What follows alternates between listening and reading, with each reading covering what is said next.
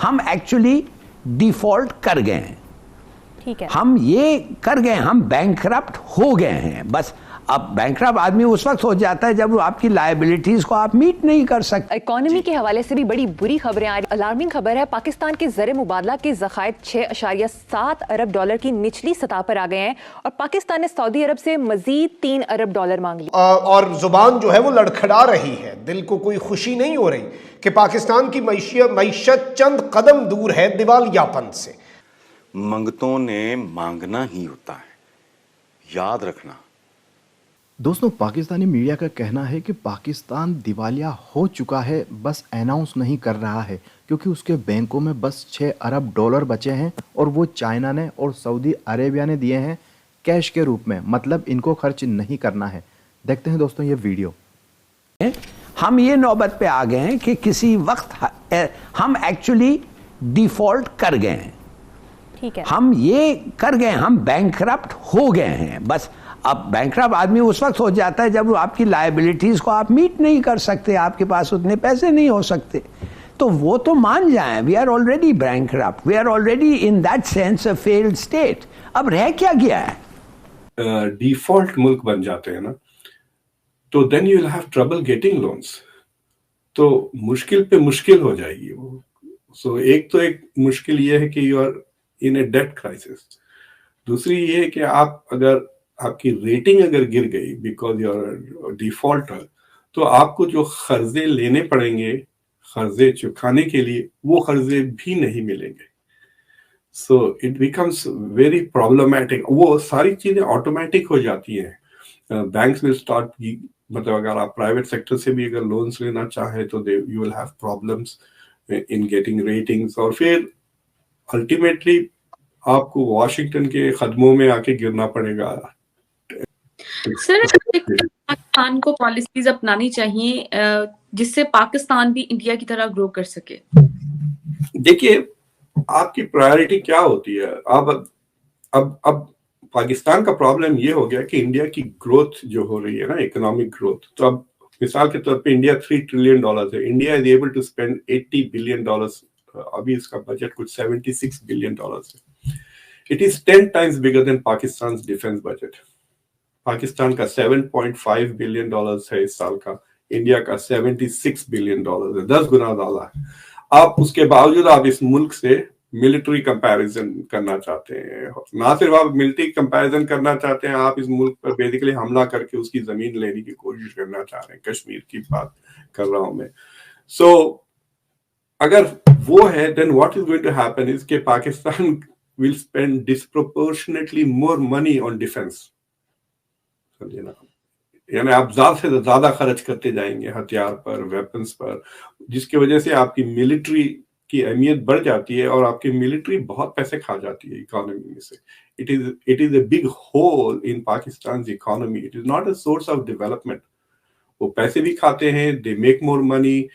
भाई बाजवा साहब इतने अमीर कैसा हो गए भाई सडनली, मुझे बताए। दूसरी चीज ये है, आपके जो नए जो चीफ ऑफ आर्मी स्टाफ आए हैं, मुनीर साहब, बड़ी उनकी तारीफें उनके, वो हाफिज कुरान है। मेरा उनके लिए खुलेआम चैलेंज है कि आप हमको बता दें आपकी फाइनेंशियल हैसियत अब क्या है, ताकि हम 3 साल के बाद देखें आप कितना कमाते हैं। पूरी दुनिया में कशकोल उठाए फिरते हैं। ये है 7 स्टार, 5 स्टार से लेकर 7 स्टार भिखारी। दोस्तों, पाकिस्तान तो हमारी उम्मीद से भी बहुत तेजी के साथ कोलैप्स हो रहा है। पाकिस्तान वाकई में, पाक मीडिया का बिल्कुल सही कहना है कि पाकिस्तान डिफ़ॉल्ट कर चुका है, लेकिन बस अनाउंस नहीं कर रहा है। आईएमएफ और अमेरिका को ये बात पता है कि पाकिस्तान डिफ़ॉल्ट हो चुका है। अभी कुछ दिनों पहले ही प्ले स्टोर, गूगल ने अपनी सर्विस बंद कर दी क्योंकि पाकिस्तान की गवर्नमेंट को गूगल प्ले को देने के ही पैसे नहीं है। जो वो एप्लीकेशंस देती है, गेम्स वगैरह या फिर कोई एडिटिंग का सॉफ्टवेयर देती है, तो वो जो पाकिस्तानी पैसों में जो खरीदते हैं फिर उसको डॉलर में कन्वर्ट करके अमेरिका भेजते हैं, तो वो पाकिस्तानी गवर्नमेंट के पास है ही नहीं। तो प्ले स्टोर ने लगभग अपनी सर्विस बंद कर दी है वहाँ पर।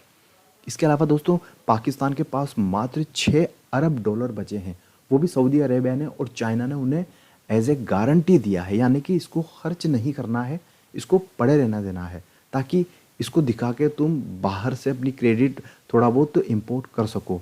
पाकिस्तान के कराची पोर्ट पर टनों, हज़ारों टनों अदरक और जिंजर और दूसरी सब्जियां वगैरह जो दूसरे देशों से आई है वो पड़ी हुई है वहाँ पे, जो ईरान से मंगवाई है, क्योंकि भारत से तो मंगवाते नहीं है ये। और वो इस वक्त चूँकि अभी कंटेनर तो कुछ दिनों बाद वो भी सड़ जाएगी, क्योंकि उनको पैसे देने उनको देने के लिए भी इनके पास पैसे नहीं है। तो ज़फ़र हिलाली का बिल्कुल सही कहना है कि पाकिस्तान डिफ़ॉल्ट कर चुका है, बस बता नहीं रहा है दोस्तों। और ये जो बड़े देश हैं, यानी IMF है, बड़ी संस्था है, अमेरिका है और दूसरे बड़े देश हैं, ये इसलिए भी अनाउंस नहीं कर रहे क्योंकि 25 करोड़ की आबादी है, अफरा तफरी मच सकती है, सिविल वॉर शुरू हो सकती है। दोस्तों हमने सोचा नहीं था कि पाकिस्तान इतनी तेज़ी से कोलैप्स करेगा। ये वही पाकिस्तान है दोस्तों जो आज से 10 साल पहले हमें कैसी कैसी धमकियाँ दिया करता था। इनके भाड़े के किराए के टट्टू आके हमारे शहरों में हमले किया करते थे और वहाँ जाके फ़ोन पर बोलते थे कि यह तो ट्रेलर है, अभी तो पिक्चर अभी बाकी है। और मात्र नरेंद्र मोदी के काल में इसकी क्या हालत हो गई पाकिस्तान की कि जो पूरी दुनिया को और भारत को आंख दिखाए फरता था, वो इस बार अपना कशगोल लेके भीख मांग के हर जगह भटक रहा है। इतनी बुरी हालत तो किसी भी मुल्क की नहीं हुई जितनी पाकिस्तान की हुई है। इनका खुद का वज़ीर आज़म शहबाज शरीफ ओपनली बोलता है कि मैं जहाँ जाता हूँ वहाँ के जो राष्ट्रपति हैं, प्रधानमंत्री हैं, वो बोलते हैं कि यार ये मांगने आया होगा भीख। ये हालत हो चुकी है। वो फिर कहता है कि मैं मांगने नहीं आया, पर क्या करूँ, मजबूरी है। मतलब इंडियन गवर्नमेंट ने क्या हालत कर दी पाकिस्तान की कि पाकिस्तान को एक जीता जागता भिखारी बना दिया। पाकिस्तान ने आज से 4-5 साल पहले जब हमारे ऊपर भयानक हमले करे थे, तब राजनाथ सिंह जी ने और नरेंद्र मोदी ने कहा था कि इस देश को आइसोलेट करना पड़ेगा, क्योंकि ये मान ही नहीं रहा था। पाकिस्तान डिफ़ॉल्ट होता है, पाकिस्तान की आर्मी की जो शक्तियां हैं वो कंट्रोल होती है, वहाँ के लोग आर्मी को कंट्रोल करते हैं, वहाँ पे ह्यूमन राइट्स होते हैं, वहाँ पे लैंड रिफॉर्म होती है, जमींदारी नियम हटता है और मुसलमानों को इक्वल ट्रीट किया जाता है, वहाँ पर मुल्लावाद जो फैला हुआ उसको ख़त्म किया जाता है, उनकी टेक्स्ट बुक बदली जाती है। तो ये भारत के लिए अच्छा ही होगा। जय हिंद दोस्तों।